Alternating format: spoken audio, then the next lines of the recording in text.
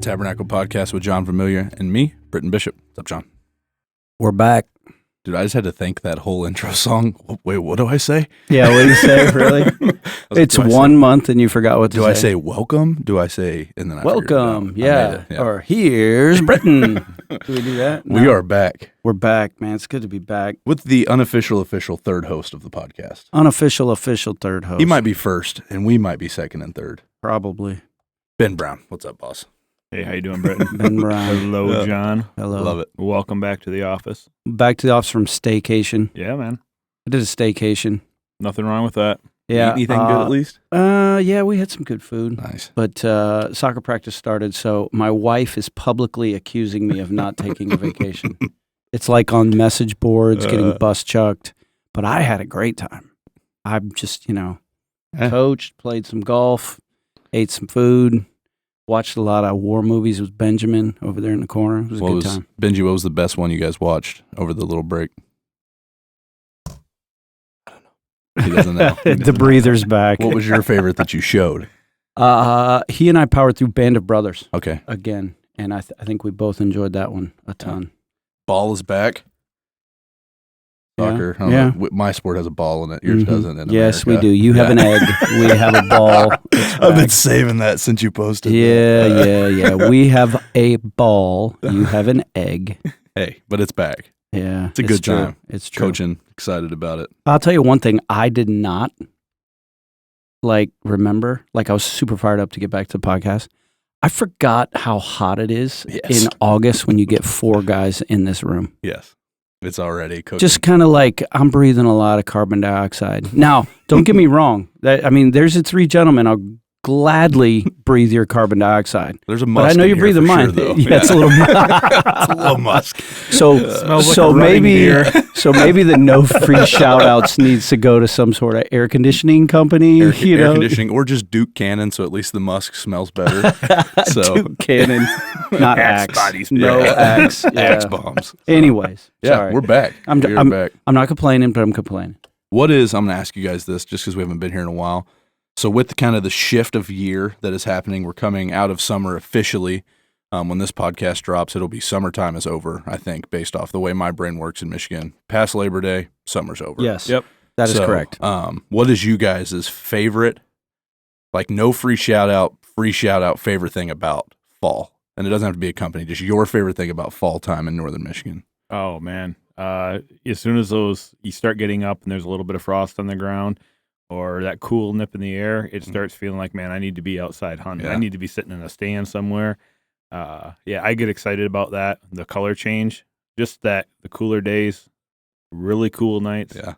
I love it. Yeah. Absolutely love fall in northern Michigan. I think I would agree. Agree? For what I'm going to do personally, as soon as it starts getting really cold, I'm not interested in golf anymore. Right. I'm not like my brother-in-law, Chris Emery, who, there's a thin layer of snow. Hey, I don't think the thick stuff's coming down for a while. He'll be out there with an orange ball. With a yellow ball. Yeah. That was for you, Chris. But, but then also, the league that I watch is back in. So on a really cold morning, if I'm not out hunting, English Premier League starts at 8 a.m. on Saturday morning. What are you going to... I know they're winning some and games. I love college football too. So, yeah. That would be my no free shout out, but that's a given. So I'm going to give mine. This is controversial. I'll probably get picked on at this church for saying this, but I like fall flavors.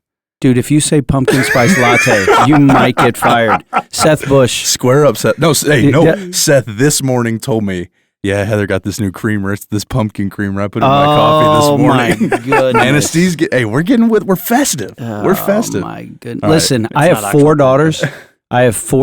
All right? 4 white girls. Whiter than white. Yes, and they do not like the official white girl drink of fall, which is pumpkin spice latte. Well, I married if there was a Mount Rushmore for white girls, Hope Bishop would be in the middle. Right. Target, Starbucks, Chick-fil-A, Target. Again. How does she feel about pumpkin spice? She's all about the pumpkin spice. Wow. So, but I was just kidding. If you like pumpkin spice, whatever. Definitely college football. My no free shout out is boneless wing calories don't count on Saturdays. Amen. So bone-in wings count. So chicken nuggies, bone-in no wings. calories in your nuggets. So yeah, we're back though, and ministries kick off. We should be excited about that too. Oh I yeah. guess. No, but from a Yeah. church standpoint, there's like a revitalization of the energy that happens after Labor Day around here, where ministries are kicking off. That's we right. got all of our fall. Yeah, remember we do ministry around here. No. I'm saying people start coming back in droves. Oh Yeah. yeah. It's like people you haven't seen all summer. It's like, we were camping. Yep. All This place summer? is still open? How do I get your job where you could camp all summer? We're just camping, just bonfire, Yeah, we're back. I mean, that's like the Michigan person, this and summer? it's You like, just we're acted back homeless? in church. We're back in church. I got that 32-foot camper, man. You gotta making a payment on it. You gotta use it you while gotta the get your sun's shining. money's You worth got out you of got it. like 9 weeks that you can use it during the summer. We're gonna get the money's just worth don't. out of it. But hey, if that's you, we're fired up that you're back. It's like, right. thanks for taking the summer off. Some of Yes. us had to work, but, you're back. Wait a minute. Hey, I took a vacation. Might be calling the pottle or the the pottle? might be calling the kettle black right there. But here's my thing. At least you didn't act homeless while you were on vacation. No, I stayed in my house. Yes. I didn't sleep outside one Hot time. take, camping is stupid. That's going to make people mad. Camping is biblical, man. Nehemiah, it's in there. It's in there. They all gathered together and they And Peter pitched wanted to tent. set up a tent. Yes. The original Tabernacle was a tent. Yeah, Yeah, well, not anymore. It's metal. So, Yeah. but that's we're the here. camper. Yeah. But we're kicking off. It's exciting times. I'm excited because you see slowly, right, the excitement build as pastors. You start to get the questions on Sundays or, hey, when's this starting back up? Or when is this going to take back off? Or have we thought about doing this? And you're like, that's a great idea. You should start that. But all the things that are going on, people are excited. And I don't know, there's something, at least at the Manistee campus, I haven't spent much time in Buckley this summer, but there's just something in the air where you can just feel it. Oh, definitely. Right. And it kind of like, it truly reminds me, not to beat a dead horse with my analogies, but it really does remind me of like those few weeks before season starts where people are just getting excited about what's going on and they're excited about what's about to happen. And so I'm pumped to see what God does in and through our church in the following months, because it just, you can feel it. I don't know. And that's not just me. That's not a homie pick. You can really feel it. Oh yeah, I've been down to Manistee, and you can definitely, they're with the staff, with the volunteers, congregation as a whole. People are fired up. Same thing here in Buckley. When you got enough people on a Saturday or on a Sunday after church between services that are coming to Martin Rizzi, who loves to people. Right. He is the peopling king, man. He peoples me out, man. Oh yeah, and when he's going, I'm exhausted. I had so many people talking to me about getting plugged into Fight Club or Tab Women, or they want to get plugged in and start serving here and just be a part of the church and make the church theirs.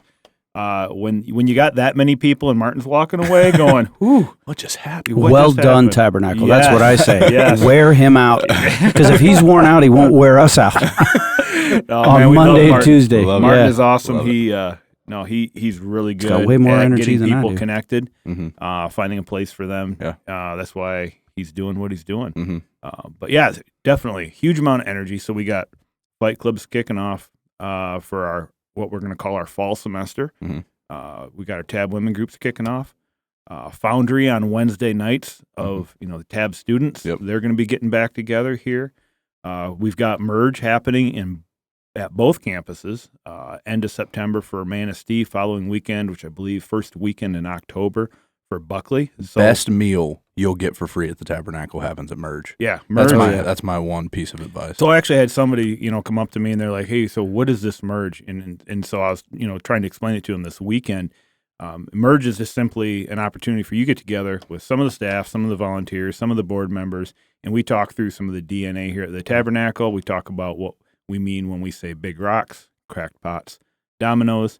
Gets you a chance to maybe ask some questions about theology that we have here. The things that we will hold sacred and are absolutely non-negotiable, and just talk about different church experiences you may have had. There's some stage teaching time. That's actually, we do most of it through video.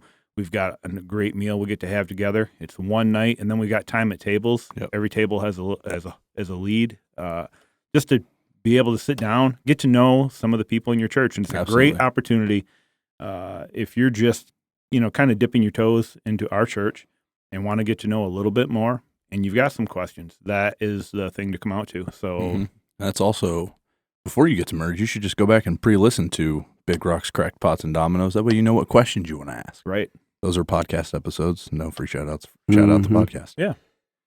Yeah. So, and then with that, we also, seems like every year we do some type of fall kickoff event type thing. And I'm excited about this year's because it's not an event as much as it is, I think, becoming a piece of our culture. Yeah. And that is one that is just this invite piece. And it's not centered around like this crazy themed thing. It's just like, hey, if God's done something in your life, why wouldn't you invite somebody else to be a part of that? Whether that be, when I started serving at Tab Kids, I experienced community in a really cool way. And I think you could benefit from that, or whatever the ministry might be. So I don't know if you guys want to unpack and invite. Sorry, John. I shouldn't have said unpack. If you guys want to talk about it. Yeah. I didn't even know what word to use. Well, so the whole concept with this, and as a pastoral team, we've sat and we've talked about this, and we're really fired up about it because the reality is, pretty much all of us ended up where we are by simply saying yes to an invitation. But there was somebody on the other side of that said, hey, looked us in the eye and said, would you like to come to this? Would you like to be a part of this? And for me, and I talked about this a couple of weeks ago, one of the messages, so much of my discipleship has happened that way, by going along with people, by being next to people, by rubbing elbows with people. So this whole concept of invite is simply a challenge to the congregation. Number one, to think about, how did you end up as part of the Tabernacle, and what was that invitation that got you here? Second piece of it, who is it? Who do you know? Who has God laid on your heart? Somebody that you could bring along with you. Now, whether it is to a church service, whether it is to maybe serve alongside you in a ministry that you're just having a blast in taking ownership of your church. Maybe it's just inviting somebody over for coffee. Yeah. Inviting a family over to have a meal with you, and just getting a chance for them to be in proximity to whatever Jesus is shining out of you. So the concept of this invite is really to create kind of a pointed moment where on the weekend of September 10th, 11th, yep. I think that's what it is. 10th, 11th. That second weekend in September, both of our campuses, we're going to have all the ministries are going to be available. Be this weekend. Yeah, it would be this weekend from when this is going to drop. Exactly. Man, I got to do math in my head. Gosh, I got to need a calendar. I don't even know what month we're in right now. Yeah. What's my name? But as we're doing this, this is an opportunity for anybody in the congregation. If you're serving on a team and you're finding that, man, there's a lot of great people I just get to be around, think about this, pray about it, and invite somebody to be a part of that. All the ministry leads are going to be available in between services at both campuses. You can walk up, introduce, hey, this is Victoria, she's creative arts director.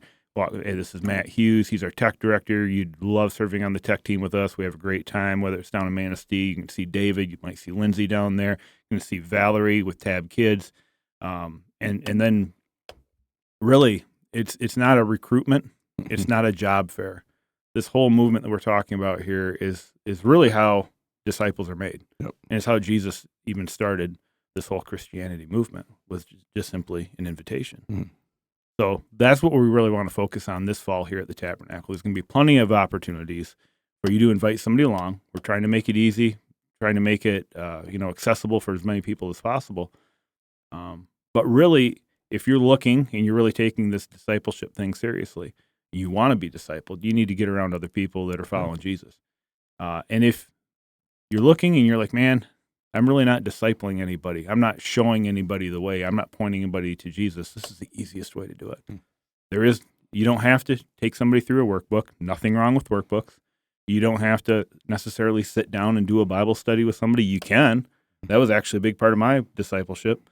Was somebody met at a men's retreat, started inviting my wife and my kids over on a Sunday afternoon, have a little food, and then he'd crack open the Bible and was, hey, there's this thing in 2 Kings, and I've just been looking at this, and I want to know what you think about it. And it was as easy as that. And it just starts happening. Yeah. So there's my plug for invite. Anything else? Yeah, I think that's what the whole podcast is about, right? Yeah. Yeah. We're talking about invite. Yeah. Yeah. I don't know. You have any thoughts? Yeah. I got some, when Ben told me, I think it was yesterday, or no, Actually, it was during the service because I was on staycation and they were like, "Oh, here's a campaign we're unrolling called Invite." I had some thoughts, and I mean, it's like you said, Ben. It's something we've done since the beginning. It's what Jesus did from the beginning. Jesus began by inviting men and women, young and old, come and follow me. He said, "Come and follow me, and I will give you rest. Come and follow me. Here's an invitation, and I'll make you fishers of men." It's interesting there in the Gospels when he says, "Come and follow me, I'll make you fishers of men." He's inviting them to become inviters, just like he was. Yeah, because he's a fisher of men. And the invitation to have life, John 10:10, and have it to the full. So Jesus is always inviting, but we go all the way back. God's presenting us an invitation since the beginning.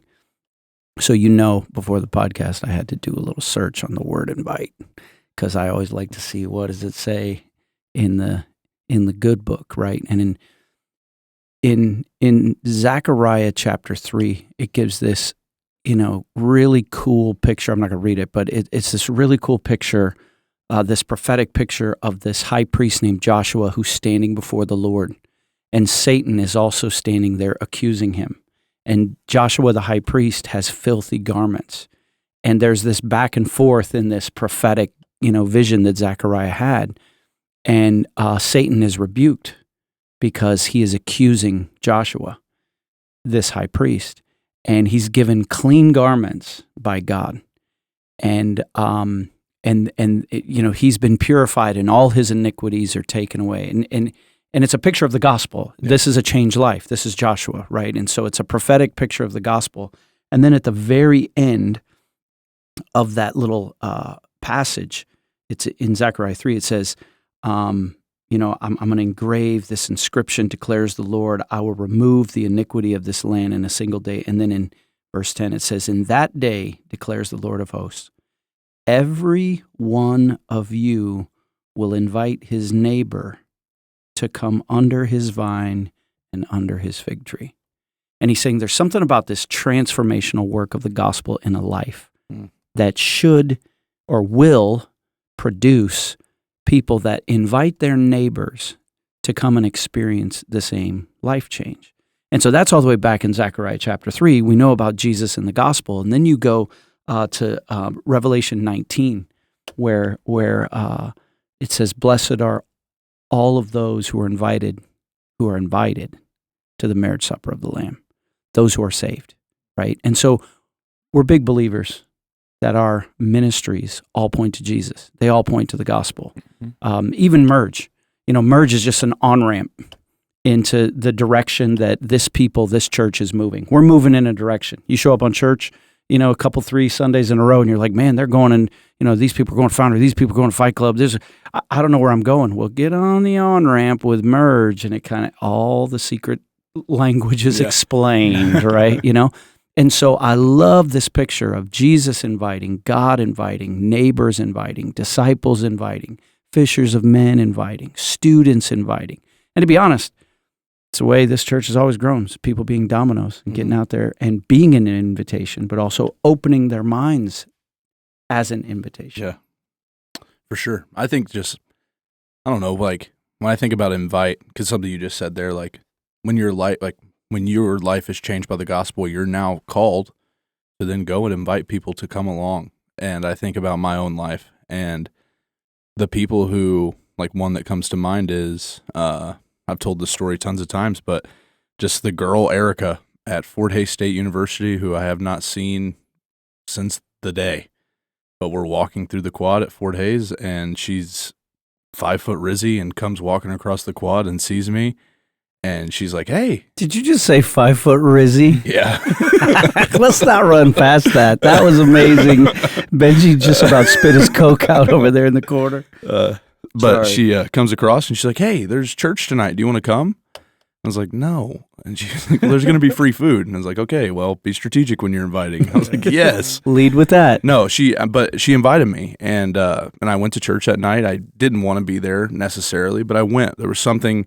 God was doing something already. There was a seeker in me that was wondering, is there something more to life than what I was living for at this point, which was just all the substances, right? And the world and possessions and all this stuff. And I was like, is there something more? There's got to be something more, right? And she invites me and I go and I hear the gospel presented in a really clear and effective way. And I give my life to Christ that night. And then as you get to know people, you get to hear the backstories of that. And she goes, actually, that morning, my boyfriend and I were at coffee, and he played football with you. His name was different Trey than the one that the Tab family has met and knows, but we played football together. And he told her, hey, if you see Britton Bishop around campus today, you should invite him to church.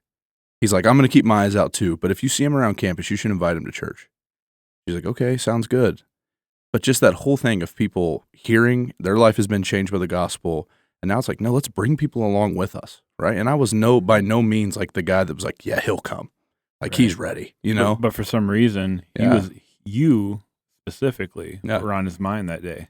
Yep. And there's a sensitivity to it, right? And I think that the people that listen to the podcast, like, there are people that come to mind. Oh, yeah. And that's not an accident, right? And I think that we do a disservice to the Spirit of God that lives in us whenever we just ignore that, or we think like, oh, maybe that was just a thing I saw, or no, that's on purpose. And I got invited, and then I got to go to church that I would have never gone to on my own, right? And then I got to come into relationship with Jesus, and fast forward 6 years, now I'm sitting at a podcast table. Why? Because a dude had somebody come to mind. He was drinking coffee with his girlfriend at the time, now wife, and said, hey, if you see this guy, invite him to church. That simple. And it's like, oh, yeah, God's way bigger than our abilities. Because she didn't do anything. She just said, there's church tonight, free food. I didn't see her once I got there, right? The rest of the people did all the other stuff once I got there. But she just said, hey, do you want to come? And I don't know, I think of my own life and how grateful I am just for like those people saying yes in that moment, right? Just like if they don't say yes right there, what happens to what does my life become, right?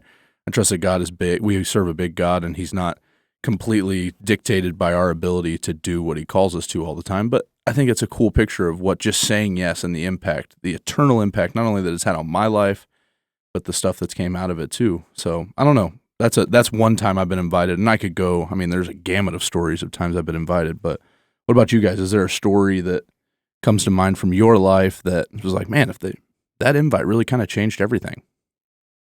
Yeah, I think we had been attending church for a little while, and that had all started with an invite to a Bible study, and then I was invited to just be part of a serving team. It was a one-on-one going, hey, you're around here a lot. You seem like you're on fire, and you like to be, just part of a team, like just be part, like taking ownership of the church. And I'm like, sure, what do we need to do? And I got to actually start serving on the tech team, running sound, and I didn't know what I was doing, and that wasn't like there was no, interview for that as far as what kind of knowledge do you have. They were just grateful to have somebody that would be willing to stand there. Warm body. Yeah. Yeah. Can you fog a mirror? Yeah. No, but it was great. And it was, but what was really cool about that was, it was a one-on-one invitation. It was wow, you want me to be a part of this? Mm. Yeah. And that was probably the beginning of me starting to take ownership of my church family, like of being able to say, no, I'm going to be a part of this, an active part of this. Huge. And it started with that invitation, and things just grew from there. Mm-hmm. I loved it. And what that enabled to me to do is that I started to get to know some other people that were part of the church who were taking ownership. And that was really inspiring. I'm thinking through people that have been around here for a long, long time. Like Steve Arnott, I started serving next to him on the tech team. And I mean, this guy who knew every wire, every plug, every dimmer switch, he knew where everything was. Well, he put it there. And because he probably put it there, and, there was a story behind everything. Mm-hmm. Because, I mean, back then, there was no money. It was like, if anything was going to happen here, the materials were going to have to fall off a truck somewhere, and somebody was going to have to put them in on a Sunday afternoon. But, there was just, it was being able to start serving next to him and a couple of other guys and a couple of other ladies. It just started to feel like, no, I'm really a part of this church now, and this is my church. Yeah. It all belongs to Jesus, but I'm taking ownership for this. And that was huge. Just that, so when we talk about serving here at the Tabernacle, it isn't just about trying to get free labor. Right. It's a vehicle, it's a tool for people to start to be discipled and to take ownership of their church, because this isn't our church. This is like yours, mine, John's. It's no more our church than it is anybody else who calls this place their home. Mm-hmm. And then we're all invited to take as much ownership as we're willing to, and seeing it be a healthy place, being someplace that's welcoming, being at someplace that is free of distraction, and whether that's serving with Foundry, giving kids rides home from Foundry camp. Yep. And all the stories that just from that, just the car rides, coming home from that, there was that serving. Mm-hmm. I love what you hit on too with wait, you want me? That individual, right? The one-on-one, like the importance of seeing the one person in those invites, I think is a key piece too, because there's not when you see Jesus calling the disciples, it wasn't just like a mass to the 5,000 people, like, hey, come on guys, and then we'll just figure out who's the best once you get here, right? But he was pointed, he was intentional with his invitations, and I think that intentional invitation, because I think it brings value, because there's so many times where you hear the invitation to the whole group and you're like, oh, they're probably not talking to me. But I think whenever you're intentional enough to say like, no, hey Ben, we want you to serve on the tech team. No, we want you. And I think that is a huge piece to that whole invite thing. If you're somebody listening, it's like, man, you know what? I want to invite somebody. Like, it's more than just and these are good, right? Than just sharing and saying, hey, if you want to come to church this weekend, come join me on Facebook or whatever, right? No, think of one person and make a phone call, because that can go so much further, I think, and our efforts can be so much more fruitful if we're intentional with them rather than just kind of taking the easy mass group invite. I don't know. So, yeah, that's just something that I think is key to that invite piece, is the intentionality to see like one person, just one person. And I think that's cool. It's a cool story. How about you? Yeah, I'm thinking about invitations I've received, and I'm not thinking about my faith journey now. Mm-hmm. Okay, so we know that being invited by God to become a child of God, being invited to the wedding supper of the Lamb, being invited to the table, that's what we're a part of. Even as like an evangelist, when I travel and speak, the part of the service, the church or event, say, hey, like, what song would you like to be played during the invitation? Yeah. Which is the correct term for the altar call back in the day. When you church, if you're in a church experience that had an altar call, that's technically called the invitation, right? Well, this is getting God's people involved in that. But I'm trying, as I'm thinking, listen to you guys talk, go back even further, is what it was like to be like in fourth grade when somebody was having a birthday party, and it's like, there's some families that, well, we're inviting everyone in the class because they're lunatics, but then when, that one cool kid's inviting like the 2 or 3 bros, to go to his house, hey, or just, if it wasn't a birthday, it was just like a sleepover. So it's like, hey man, you want to come to my house this weekend, or whatever. And, that friend in Port-au-Prince, Haiti had an in-ground pool. Ooh. And it's very hot. And the answer was yes, right? But an invitation is something that's given, and there's something relational behind it. Yeah. It's like, I care enough about you to say, you know what, this impacted my life. I went to, the camp this summer, with all the students, and it impacted my life. And I want to invite you to our weekly thing that's called Foundry. Yeah. It's intentional, but it's also relational, and it demonstrates loving people. Yeah. And the invitation is for everyone. Have you ever been invited to someone's house for a really nice meal? Yeah. And it's just like I remember getting invited to Ben's house. I may have invited myself. I'm not sure. But being invited to Ben's house, and he was making French fries. Mm. I mean, like ridiculous, like better than Gibby's fries.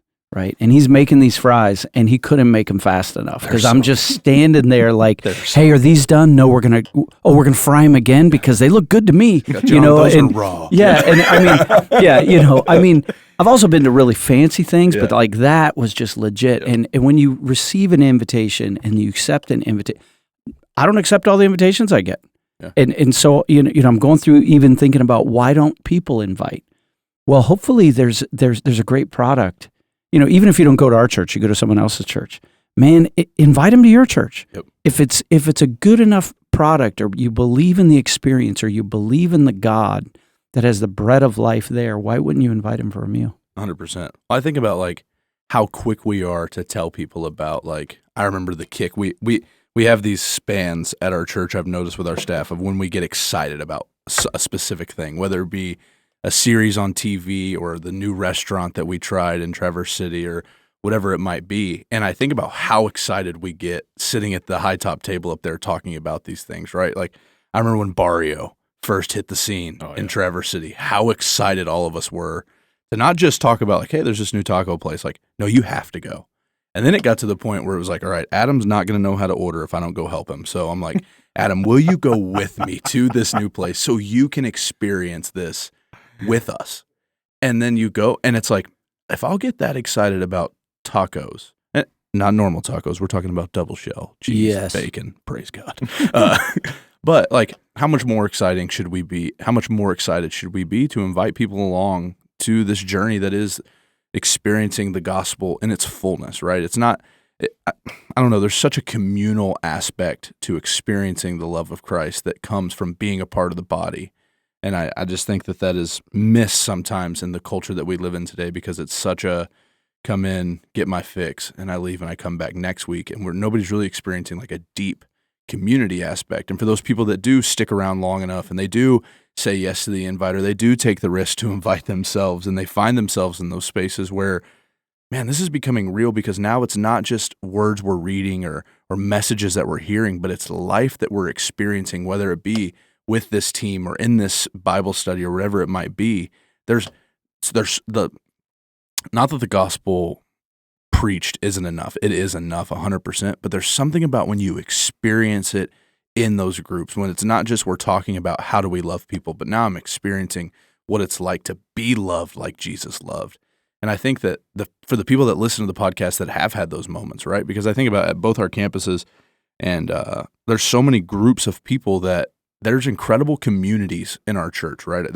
In Kingsley, there's an incredible community of people that are doing life together. There's an incredible community of people in Manistee that are doing life together, in Buckley, doing life together. And I think there's a lot of people in our communities and in our world that are missing out on that aspect, right? We live in a culture that isolates.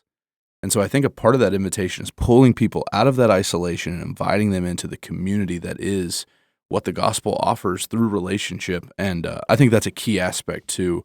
And that's something you said, was it's relational. And I think that is a key piece too with that invitation, is it's more than just a one-time, hey, do you want to come? But it's, do you want to do life together? Do we want to see what this looks like? Because, I mean, your story where you said like, no, they invited us over on Sundays and we ate food and we read the Bible together. And I'm sure that was a repeating thing, right? Oh, yeah. And I think that produced a lot of cool fruit that came out of that.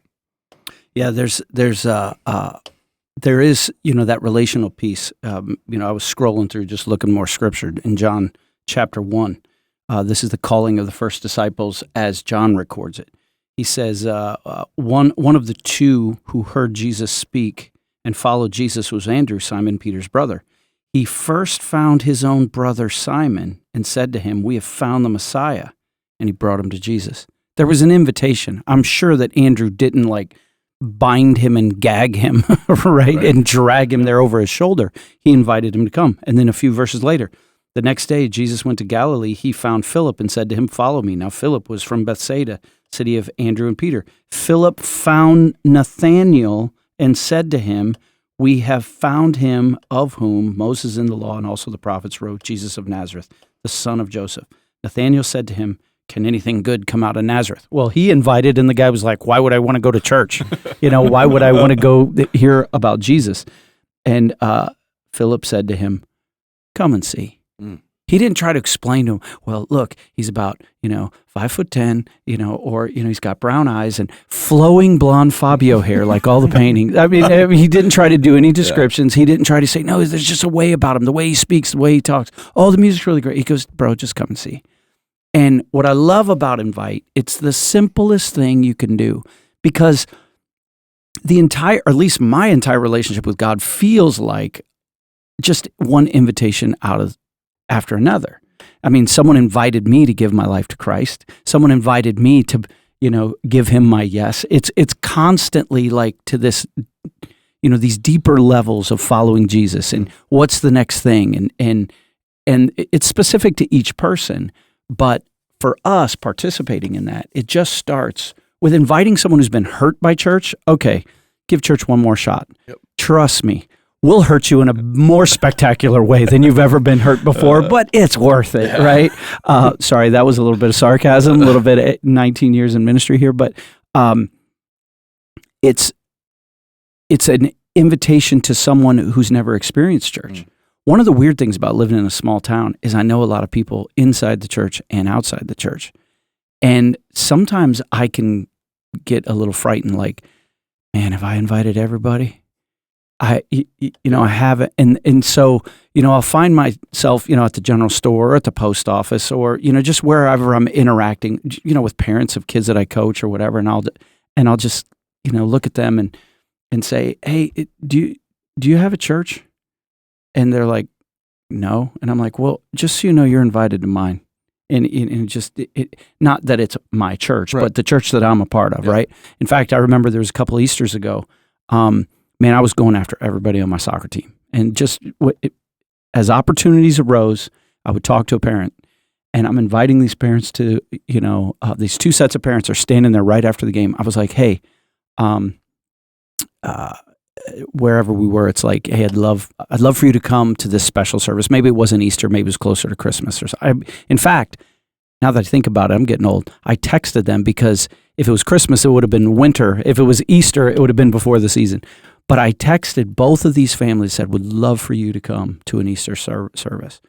And one of them said, thank you so much, John. We have a church. We're inviting people to our church. I had no idea they were even Christians. Yeah. Not because of their behavior, just because I didn't know them that well. But the cool thing was the other couple that I texted, they ended up coming with their whole entire family for a whole Easter service. So we're not trying to get people to Tab to do something that we don't do and we don't live out. Well, I think too, we've experienced it. We do the same thing. Sorry. Well, you're not inviting as the pastor of the church.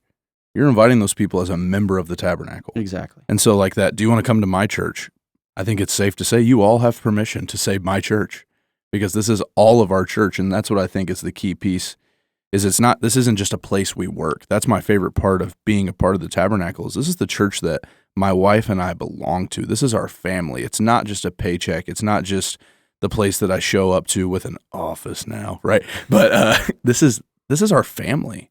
And I think that that's a key piece too as you go out and as you're inviting is you're not it's your church, right? Take ownership in that. If take ownership in the fact that this is where maybe your family has encountered Jesus and your marriage has been revitalized or maybe that your relationship with your kids has been whatever that is, right? Take ownership of that and take that life that's been given to you through Christ and his church.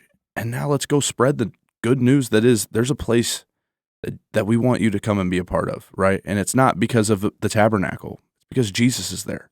And I think that that's a key piece as well. But yeah, I think taking ownership of the fact that this is my church. So I have a question. What's up? You're not the only one who gets asked questions here, buddy. Okay. So my question, because I've interviewed before, when you're gone, I get to sit in that chair when you're fired. What are some reasons you think people don't invite? Just speculation. Yeah. And maybe it's true for you. Yeah. I think for me, sometimes when I don't invite is I get scared of what will they think about me and they're going to say no. So fear. Yeah. Fear? Yep. Fear of the response, fear of am I just a Bible thumper, right? And I mean, that happens to me when I'm in the high school and I get to that. I mean, let's just be real for a second. We can be real on this podcast. There are these moments of, will they still think I'm cool? Yep. Will they still think I'm cool if I invite them to church? Man, I've been working so hard for this person to like me. Will they still like me? And so I think those are some key pieces in my life that come to mind when it's like, you should invite this person. And my self-image comes to play before the gospel. That's just the sin in my life sometimes that keeps me from inviting. So we're just brainstorming here. We'll put some other reasons you think. Fear?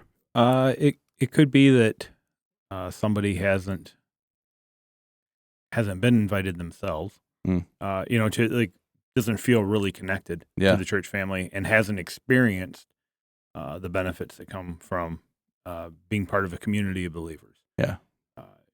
However deep you want to take that. Yep. And if you really haven't decided that, no, this is my church, Yeah. and or viewing it as more from a consumer mindset. Yep. Is the church is there, the church building, the church staff, and all these people who serve are there for me, so I can come in, so I can get my coffee, so I can sit in the seat, and so I can get my experience, and then I go, and there just isn't a sense of ownership. Yeah. There isn't a sense of it's more consumer mindset. And sometimes that's where people need to be. Sometimes it's a time of life or came out of something, and the best thing for you to do is to just come and sit and be. Yeah. Maybe there's some healing that needs to happen, and we're not talking about that right now. But if we have strictly a consumer mindset, and we haven't really decided we're going to take ownership of this, and we don't feel that it's really my church, if it's more just a place I go on Sunday to hear the message, there probably isn't a lot of drive to bring somebody along. Yep. So I'll add to the list complacency. Yep. Yeah. We get complacent. We get comfortable. We get the friends lazy. that we have there. Pardon? We get I think that complacency is, well, my community's already here. Why do I need more people? Like, I think the clickiness that happens sometimes in church, and we get comfortable in those groups, and so we don't want to invite people into that because they could mess it up.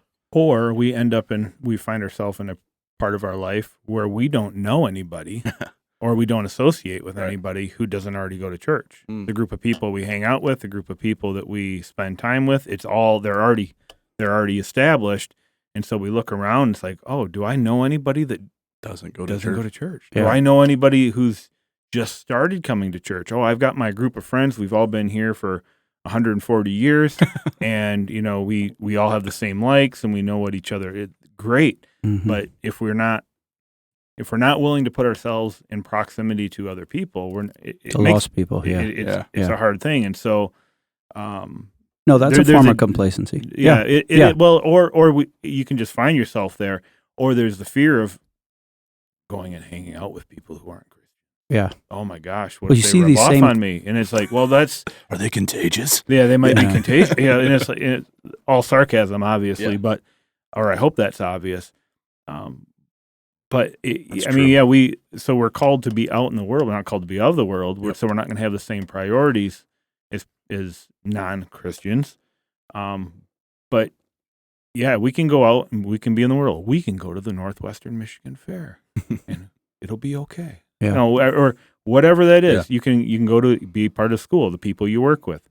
But it can be easy to get to that point where we've got our holy huddle. Yep. These are the people I like to be around, and that's good. We aren't actively willing to field questions from somebody who might be like, "Hey, you go to church. All right, I got some questions about this stuff." And it's like, well, it's okay to burn down. There's another one. We might be afraid that we're going to get asked questions and we're not going to have the answer. So, Christian, right now, it is okay to say, I don't know. That's a great question. Come and find out. I don't know. So the reason I posed that question, and that was good, is, so we look, fear. We heard no matter what shape or form, so we're talking to us first, and this is God talking to us. What's the most repeated command in the Bible in regards to fear? Fear that they'll reject me, fear that they won't think I'm cool, fear that I won't know the answers, whatever the fear is. What's the number one command we hear from God over and over and over in the Bible? Do not fear. Do not be afraid. Yeah. Do not be afraid. Do not fear, right? So as Christians, whom shall I fear? We sing that song, whom shall I fear? So we're not supposed to be ruled by fear. We're supposed to walk by faith. You mentioned not being connected. Jesus said, hey, abide in me. Mm-hmm. You're supposed to be connected. I am the vine. You are the branches. Get connected. A lot of people think that that's just some ethereal, kind of feeling of me and God, and we just have this deep connection, and it's unique from anything else. No, he gave us the church. He gave us brothers and sisters. He gave us student ministries. He gave us children's ministries. He gave us men connected with men and women connected with women, so that we can be connected with him. So get connected and help others get connected. When we say complacency, the human beings, all of us, myself included, because I'm a human being, believe it or not, we tend towards inertia, right? Where we don't want to move, where we don't want to keep growing, where we don't want to stay in motion. And so it's easy to get in our ruts and to get comfortable because we want to be comfortable. Yep. That's what the whole market of the United States of America is. It's about, how can I make my life more comfortable? How can I have the easiest easy chair ever, right? How can I... Dude, I'm so lazy, I didn't even go on vacation. It was a staycation, right? So Jesus said in the book of Revelation, I wish, I'd rather you either be hot or cold, but not lukewarm, because I'm about to spit you out of my mouth. Yeah. And so, and then last but not least, this, you mentioned the consumer mentality. No, church is just for me. No, Jesus said, what did he say? That we should deny ourselves, take up our cross, and follow me. It's the opposite of a consumer mentality. He told his disciples, come and I will make you fishers of men. Yeah. So to invite is to participate in the Great Commission, even if you don't know any Bible verses. To invite is to participate in evangelism. To invite is to participate in the mission of God's church that has been for the last 2,000 years. Yeah. To invite is to be a part of the gospel conquering the world. And it's just a simple invitation. Yep. It is the secret sauce. It is the secret sauce. And it just, when we get over those things, I was thinking about this. We were talking about, or you asked me what movies we watched. And during our, our little staycation, and Benji and I have been on a war movie kick. Well, I cheated. And I came in the office one day and had a little chat with Ben just because I wanted to see my friend, and I saw his truck here.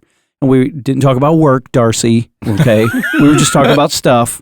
And, I asked him, hey, what's a great war movie you saw? And you recommended Hacksaw Ridge.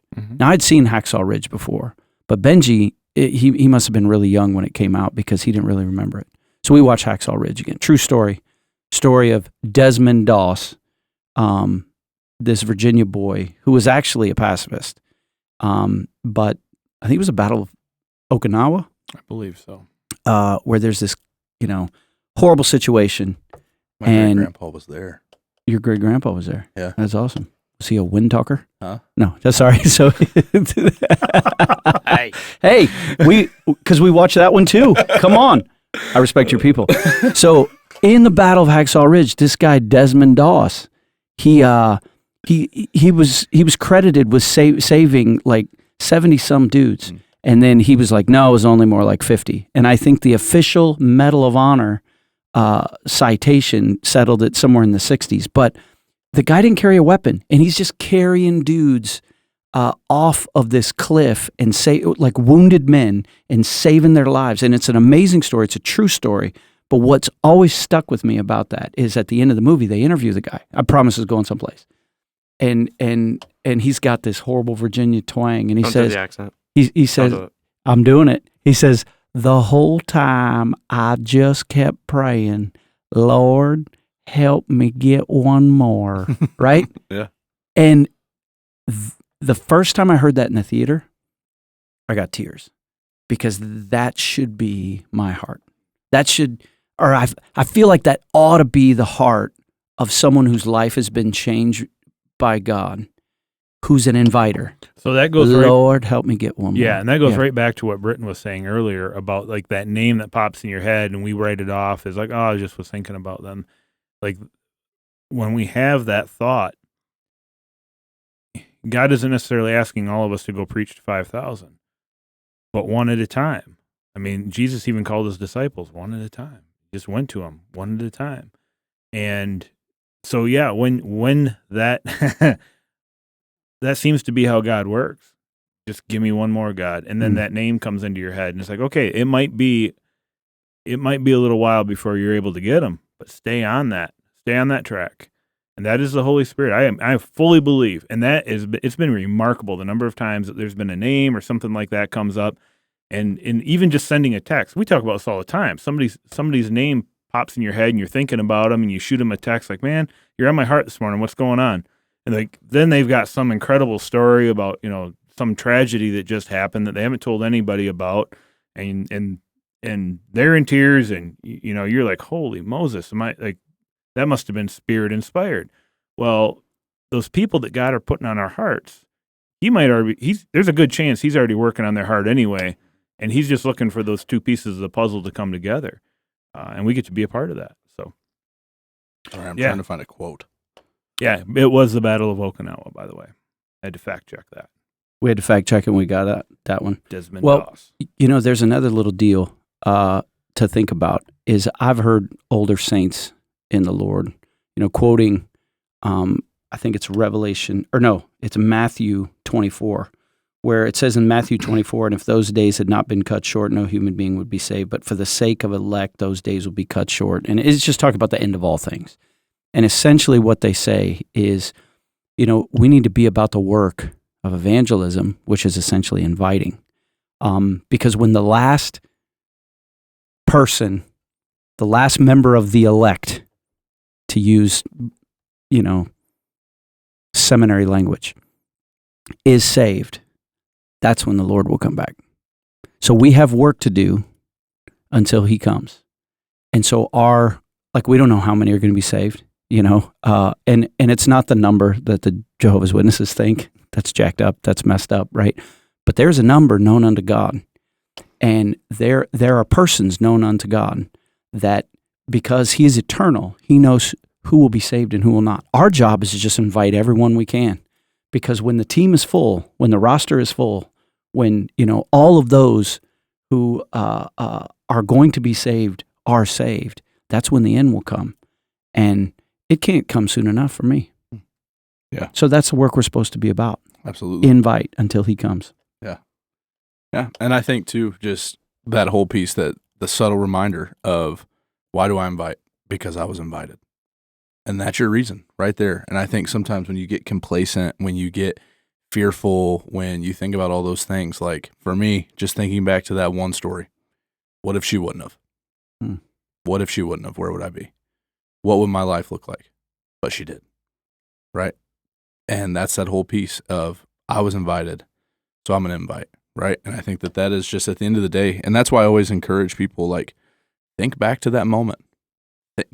Remember the moment that you were invited to be a part of this, because that's going to be what keeps you moving forward, is when you can remember what Jesus has done for you. Because then as you have that on the forefront of your mind, because so often as we come and we get used to it and we forget how good Jesus was to us, because it just becomes this mundane, almost habitual thing of, yeah, that's just who Jesus is. But no, we've all been there, right? And some of us, well, I've been saved my whole life. No, you haven't. Right? There was a time maybe when you were 6 or 7, but there's been moments where Jesus has became real to you. Think about that. If you were 6 years old, go there, right? Ask God, Lord, remind me of what you've done in my life, because I think that is the key to sustaining your go. Because it's easy to go once, but it's hard to see those people that just go and go and go and invite one more and one more and one more. And I think that's going to be the thing that sustains. It's not, right, well, I'll just wait till the next invite thing that the church does and they'll fire me up, right? No. What Jesus has done in your life is going to be what gets you out there. So think about that. Remember that, right? Because of him, we have an opportunity to go change the world. Why would you not want to be a part of that? Truly, why would you not? If Jesus has truly changed your life, if you have actually experienced life change and transformation that comes through the gospel, why would you not want to be a part of taking over the world with that? That's a real heart check, because I think that there's so many people that make any excuse you want of why you can't invite, right? Inconvenience, fear, complacency, consumerism, whatever it is. I would challenge you. If Jesus has changed your life, you should actively be a part of going out and changing lives. And if you're not, I would ask the question, has your life truly been changed? Ooh, that's a tough question. That's a serious thing to think about. To have to ask ourselves. Yeah. But I think that they'll know you're my disciples by your love. Yeah. And if you truly love people, there's only one true love in this world, and it's the gospel of Jesus Christ. And if you're a disciple of Jesus, you're going to invite people to be a part of that. If you're not inviting people to be a part of that, silence can be the question. Yeah. And that's just, I don't know. And there are times where I have to have that conversation with myself, Yeah. right? Like, I mean, there are situations where it's like, all right, are you actually going to follow Jesus here or not? Is this the Britton show, or are you still a disciple?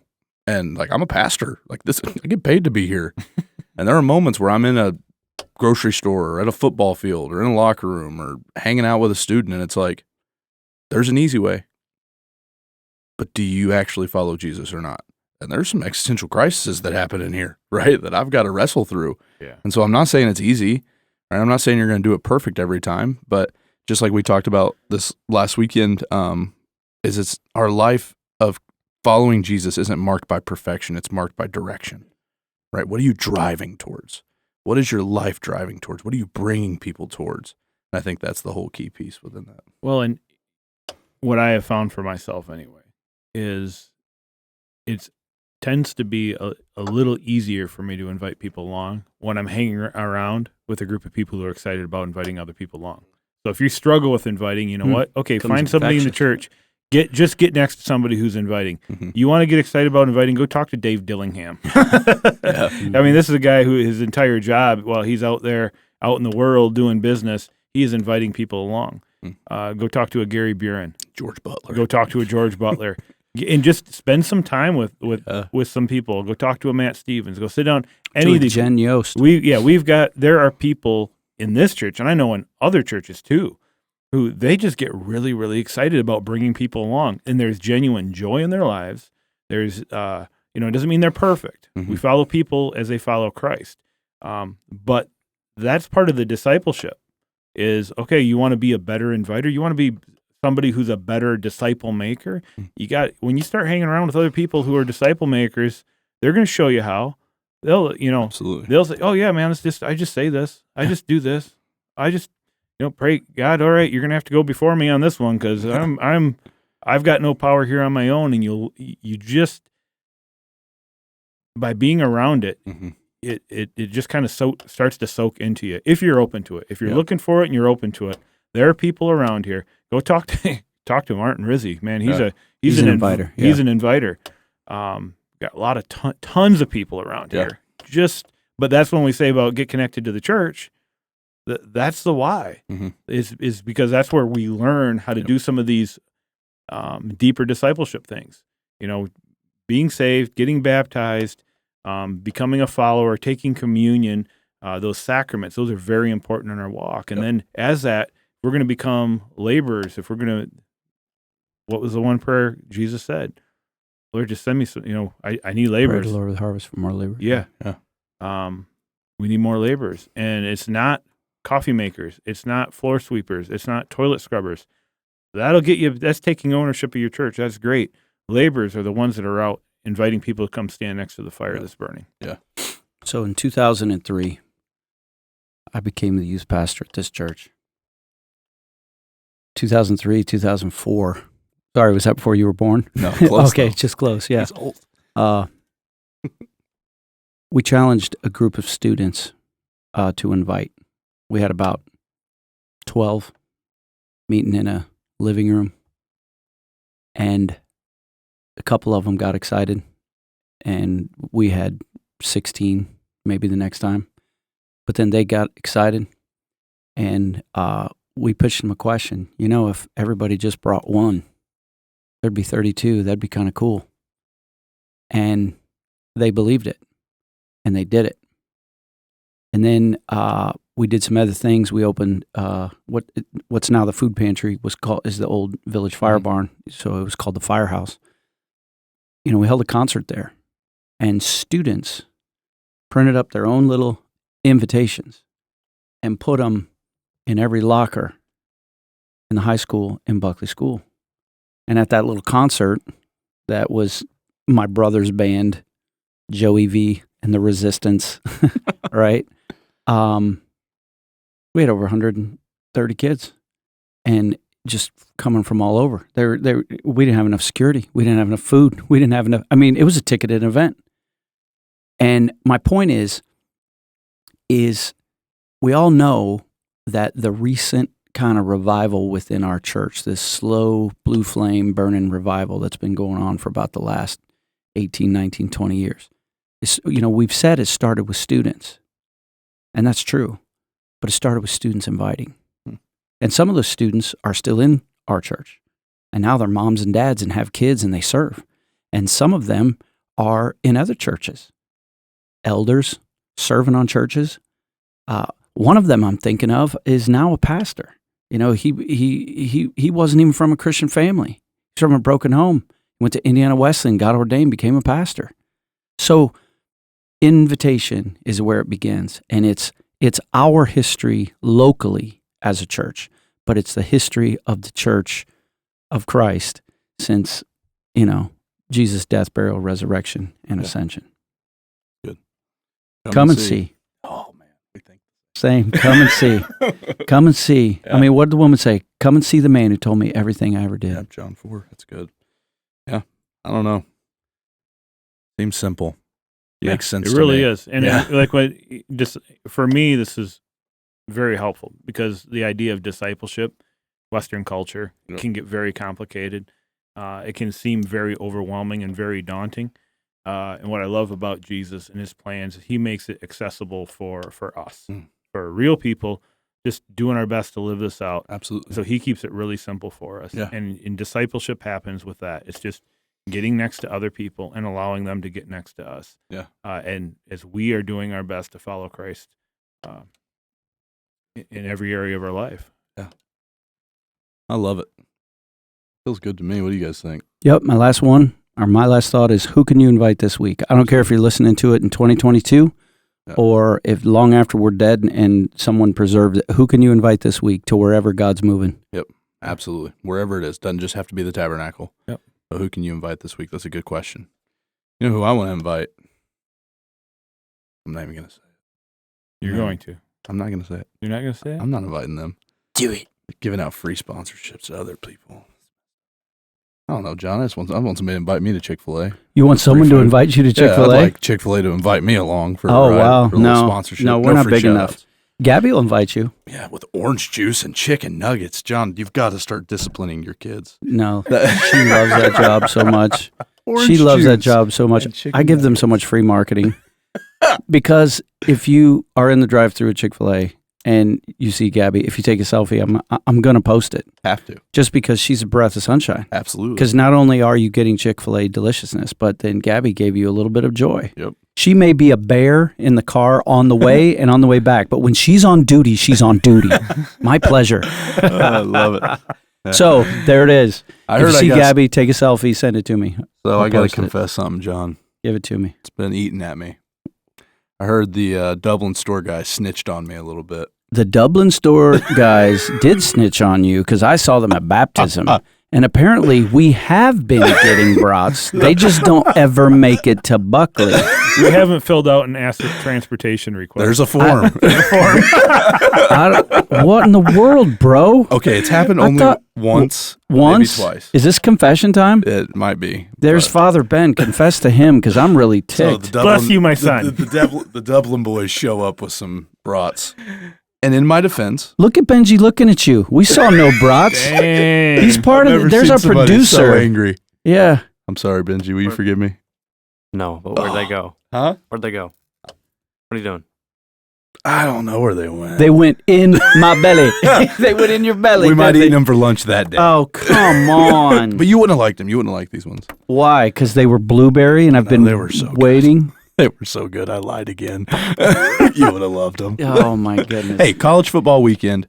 Maybe a Saturday we could talk Victoria into turning the green room TV into a football TV and have some brats back there or something. I don't know. No, I doubt the brats will make it across the mountain. They won't make it Probably across not. Hoden Pile. But they came in. If I fill out an official asset transfer request for 100%. Manistee for It'll make brats, it here. Yep. then legally you're Illegally. legally But bound. there's a form. There's a form for that. You're bound by HR that That's- you have to get it here. Then There's a Okay. running joke is Britton will bring it. The odds of it getting out of his car are pretty low. So Wow. I'll put stuff in my Wow. car and bring it to campus, but I've got stuff stuff in there that they're like, where's that poster? I'm like, back seat. Been there Dublin for a General month. Store, I invite you. I invite you Fisher to see Clan. if some brats could just make it here outside of the Britton food chain. He can't. That supply food chain cannot be trusted. I mean, it's like you're running drugs Hey, and they say Britain don't snitching. don't use your own product. But We love Dublin. love it. Dublin General Store. Absolutely. I don't know, Benji. I'm sorry, man. You look so disappointed in me. Benji's going to be at kickboxing with Victoria, and he's just going to be punching me in the face and his head. In the Yep. face. Yeah, sweet. Well, love it. Well, episode 1 of season 3. Check. It's a good time. Yeah, what's In the the box. overall number? Do we even know? We didn't even look it up, did I we? have no idea. All right. Over 60. I know that. We're over 60. Yeah, because we had the 60th and we didn't do anything special. Or the And the 50th.